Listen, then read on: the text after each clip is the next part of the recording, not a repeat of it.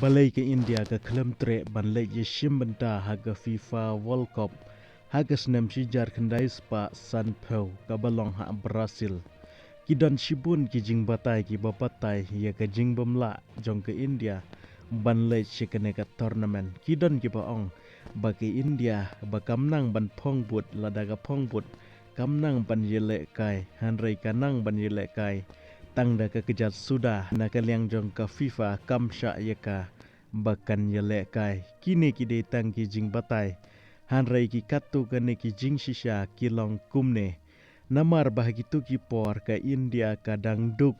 kumta kadang shem shitom banjat hagalenti ka bajngai namar hagi tu ki por kidang hap banjat da ka jahat na India sha Brazil